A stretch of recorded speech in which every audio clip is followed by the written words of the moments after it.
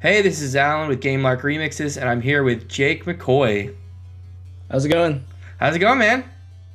Doing pretty well. All right, so for those of you who don't know, I'm going to give a little backstory, possibly embarrass Jake a little bit. Um, Jake is the reason that I started this channel in many, many ways because he was the first VGM cover artist that I ever really discovered, got into. And then I followed your channel for many years. When you put out your Volume 1 album on iTunes, I picked it up. And then when you were a part of Multiplayer, the first Multiplayer tribute to video games, um, I picked up that album as well. And that's actually kind of like expanded my world of VGM cover artists because there were so many people that were involved with that. So thank you. Absolutely. No problem. I'm honored to be such an influence for you. And I mean, it's really cool to hear that for sure. What was your first experience with music? Were you a guitar player first? My first experience with music, no, I didn't start with guitar. I mean, my dad was always into music. He was in bands when he was a kid and stuff. He was actually like the lead singer and later learned to play guitar and stuff like that. We always had a piano in my house. So the first thing I wanted to do, though, I wanted to play drums. It was like the most random thing. So here you have like 7-year-old Jake just being like, Mom, Dad, I want to play drums, like, just please. They're like, okay, look, probably realizing that drums would be the most obnoxious thing in the entire world. Like, play piano first. And I was like, all right, I'll do that. So I took piano lessons from about 8 to 11. And then by the time I finished, my brother was playing guitar, and I wanted to be just like him. So I decided I wanted to take up guitar instead, and my parents were probably really thankful. So got my first like $99 like black mini Squire. Oh, Yeah, Squire started with Strats? that. Yep. Yeah, I had one too. So started with that, and then I took lessons throughout high school then. So that was a good bit of lessons, and so then my YouTube channel started up within that time frame. Okay. So your parents did a classic tactic of diverting you and be like, no, you try this first, which is piano and drums are like And it worked. It worked. awesome. So now how did you decide to start doing video game covers in YouTube?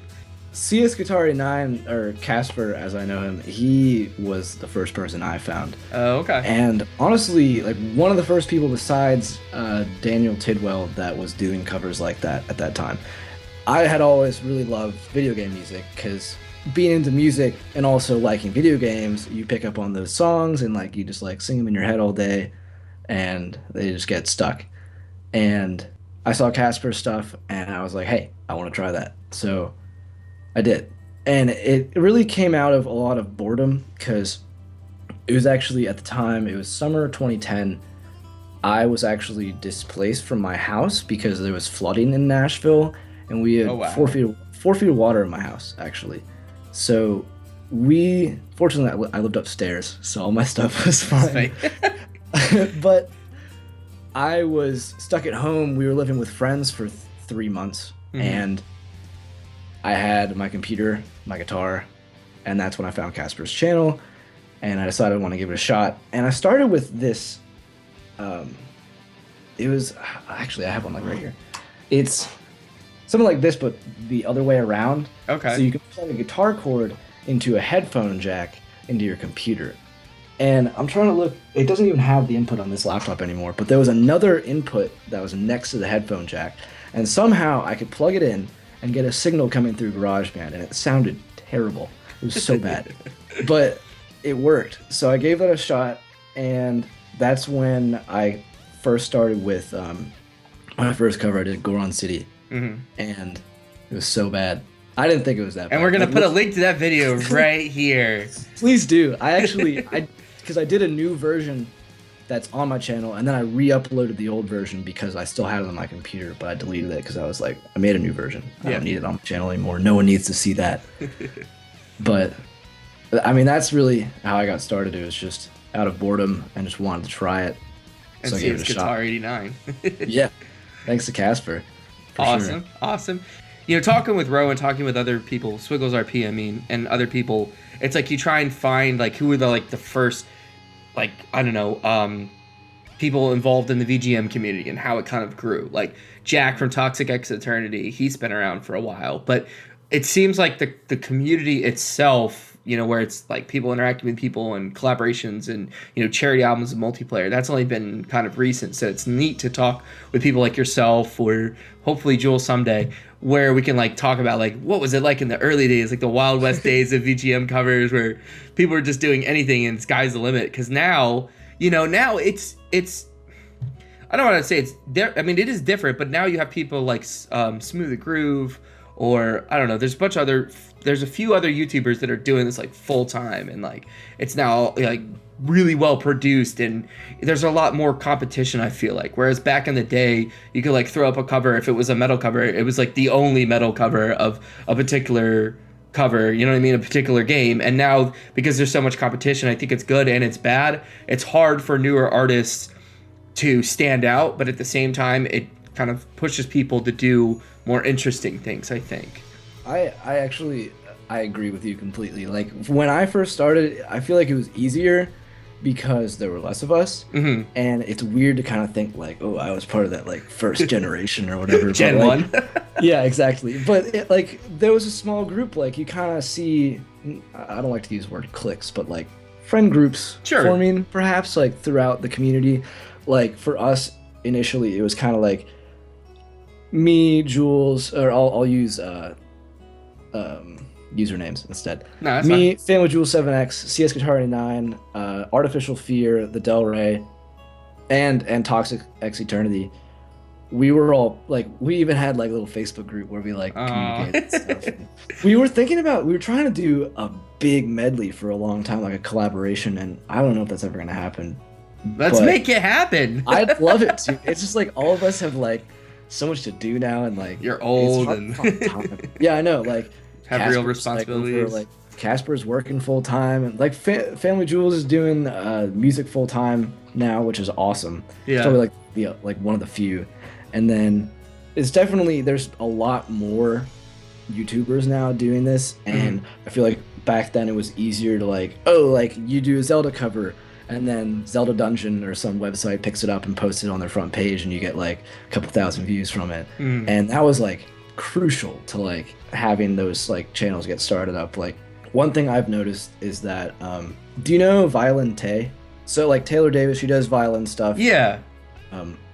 And like a lot of video game things. But like recently, within the past year or two, she I guess picked up like an arranger and like some like video team. I don't know like logistics exactly, but her videos went from her just standing there playing violin in her room to dancing around a canyon forests, dressed as Link with a violin and like an awesome backing track, and that just gets hundreds of thousands of views. Because besides the fact that it's also like audio, it's visually stimulating, and it's something that's like, oh man, this is badass, I'm gonna send it to all my friends. And it's like the next level that like a lot of us just don't have time for. So yeah, and that's kind of what I meant, is that there's like now you have people like her. I mean, she doesn't do just video game covers, but she's like at that like YouTube pro level where they have like a team that helps them and sets up the videos and everything like that. Not that everybody has that chance, but and like I said, I think it's like a double-edged sword or whatever, where it's harder to get noticed, but it kind of breeds creativity now that there's so much competition. You see some really out there covers and remixes, like Mariachi Entertainment System, who does mariachi covers. That was one of the coolest channels I saw pop up, and that was only like I think last year. So those guys are. Have you heard of their stuff? Have you heard their covers actually before? haven't. You need to go check it out. Yeah, it's as good as it sounds. So anyways, that kind of is just a small example of some of the channels I've seen pop up. One thing that's also been cool to see is, and it's kind of come from all of this, is the development of Louder, like the music distribution website. Because I know some of the guys that like run it. Sebastian? And I actually met him. It was either 2011 or 2012. Like I can't remember what like MagFest number it was. It might have been like 11. First met Jules for the first time. That was cool. He stayed in my room. Oh. Yeah. What happened there? It was just, Jules is a funny dude. He's just hilarious. Fun to hang around with for sure. But we just like saw the convention together, roamed around. Nice. He got recognized a couple times. I didn't. So he's got the hair and like the whatever little goatee going. yeah, so that's I was what like it is. some kid with glasses, and it doesn't matter. How many? Now let's talk a little bit about collaborations. You've done a couple, is that right? Yeah, I've done. Let's see. First one I did was with the Del Rey. Okay. And we did Hyrule Field first. That was Twilight Princess. That was our big response from the younger guys to Casper and Jules of their cover of Hyrule Field from Ocarina of Time. Gotcha. But then, so that was really cool. Like we put that video out. It's funny to like watch back it and see it because I'll like text him and it's like, dude, I still can't believe like we made this. Just like silly. So then we did the Great Sea. That was a lot of fun with Andrew. And then later on, what else did I do? I did the Smash Bros. Intro Melee with Swiggles Row. And then I did Pallet Town with Casper, which when Casper asked me to do that, I was like, oh my God, like fangirl a little bit. That's like full circle. For sure. Yeah, it was kind of surreal. It was like, wow, like I'm honored. It's been really cool seeing where my channel has gone. And I was never expecting anything like that from the start. I was just like, oh, like I'm bored. I'm going to try and put some videos online and see what happens. But it really started becoming a really solid hobby. And I made a lot of friends through all that. I guess some of those could count as like future potential connections and stuff. And I was just really happy to be a part of all of that and have the experience for sure. Awesome.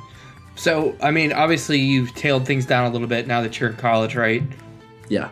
And are you doing music production or music composition or? So, yeah, what I'm doing, and it's weird. Okay.